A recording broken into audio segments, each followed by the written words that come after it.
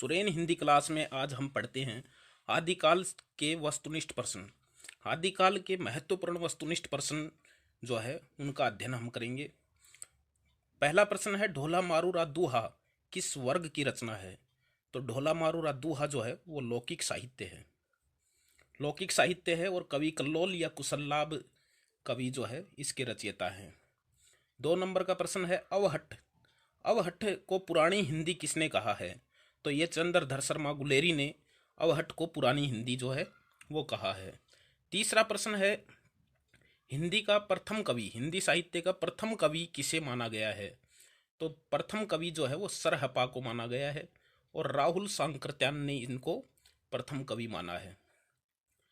चर्या पद का संबंध किससे है? चर्या पद यानी चर्या जो पद हैं वो किस मत से संबंधित है? तो वो सिद्धांत सिद्ध मत से संबंधित है। सिद्ध मत या सिद्ध साहित्य से संबंधित है।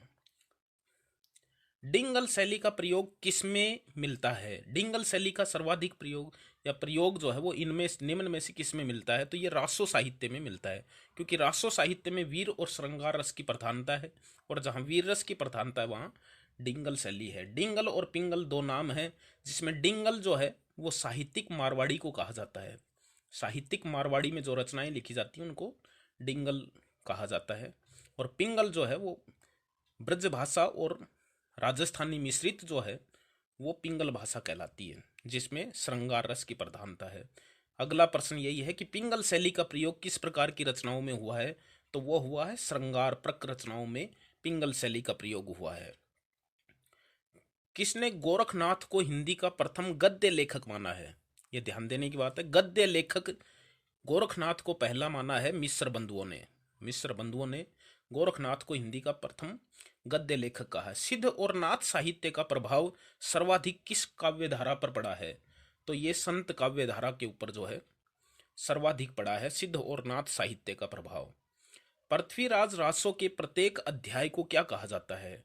तो पृथ्वीराज रासो के जो खंड हैं, अध्याय हैं, उनको समय कहा जाता है। इसमें कुल 69 समय हैं। 69 समय है यानी 69 खंड हैं, उनको समय कहा जाता है। सर्वप्रथम किसने पृथ्वीराज रासो को अप्रामाणिक ग्रंथ माना था? तो डॉक्टर वुल्लर ने सर्वप्रथम पृथ्वीराज रासो को अप्रामाणिक ग्रंथ जो है वो माना है। 11वां प्रश्न है, निम्न में से किसका संबंध नाथ पंथ से है? तो कोलमत नाथ मत से, 12 पथ और बैराग पंथ, ये सभी जो है उपयुक्त सभी नाथ मत से संबंधित हैं। कोल मत जो है इसका प्रवर्तक मछेंद्र को माना जाता है, मछेंद्र नाथ को, और 12 और बैराग ये गोरखनाथ से संबंधित हैं। तो ये नाथ पंथ से संबंधित हैं। 12वां प्रश्न है, अमीर खुसरो का पूरा नाम क्या था? अमीर खुसरो का पूरा नाम अबुल हसन यमीनुद्दीन था। अबुल हसन यमीनुद्दीन इनका पूरा नाम था। 13वां प्रश्न है, हिंदी काव्य धारा, इस पुस्तक का प्रश्न जो है वो यूजीसी नेट में पूछा हुआ है कई बार। हिंदी काव्य धारा के रचनाकार कौन हैं? तो राहुल सांकृत्यायन की ये पुस्तक है हिंदी काव्य धारा। अगला प्रश्न है 14वां प्रश्न कि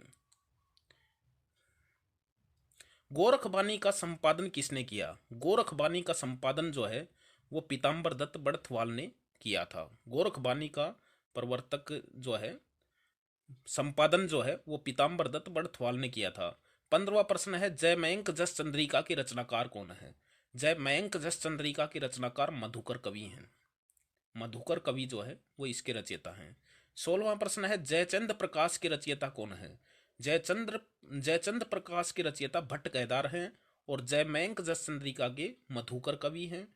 जयचंद प्रकाश के भट्ट केदार हैं। 17वां प्रश्न है, संदेश रासक किस प्रकार का काव्य है? तो ये श्रृंगार प्रधान काव्य है, वियोग रस की इसमें प्रधानता है। और अब्दुल रहमान जो है वो अबुल रहमान कह दो या अब्दुल रहमान कई जगह लिखा होता है, वो इसके रचयिता हैं और वियोग श्रृंगार रस में ये रची गई है। भरतेश्वर बाहुबली रास के रचयिता कौन है? तो वो शालिभद्र सूरी हैं। शालिभद्र सूरी की रचना है ये। रेवंत गिरी रास के रचयिता कौन है? तो रेवंत गिरी रास के रचयिता जो है वो विजय सेन सूरी हैं। रेवंत का वै और विजय का वै, रेवंत गिरी रास जो है वो विजय सेन सूरी की लिखी हुई है। रासो ग्रंथों का देश भाषा काव्य किसने कहा है, यानी जो रासो ग्रंथ लिखे गए थे उनको देश भाषा काव्य किसने कहा है? तो ये आचार्य रामचंद्र शुक्ल ने कहा है देश भाषा काव्य। 21वां प्रश्न है, पेथड़ रास के रचनाकार कौन है? पेथड़ रास के रचनाकार जो है वो कवि मंडलिक हैं। कवि मंडलिक की रचना है पेथड़ रास। देसी नाम माला के रचनाकार कौन है? देसी नाम माला के रचनाकार जो है वो हेमचंद्र हैं। हेमचंद्र की रचना है देसी नाम माला। 23वां प्रश्न है, कुमारपाल प्रतिबोध के रचनाकार कौन है? तो कुमारपाल प्रतिबोध जो है वो सोमप्रभ सूरी की रचना है। 24वां प्रश्न है, आदिकाल का नाम भ्रामक है। आदिकाल का नाम भ्रामक है, इससे बाबा आदम के जमाने का आभास होता है, यह कथन किसका है? तो यह डॉक्टर बच्चन सिंह का कथन है। उन्होंने कहा था कि ये नाम भ्रामक है, बाबा आदम के जमाने का आभास होता है इससे। डॉक्टर बच्चन का कथन है। 25वां कथन का प्रश्न है कि हिंदी साहित्य का इतिहास साहित्य रूपों का इतिहास है। इस कथन के लेखक कौन है? वो रामविलास शर्मा है।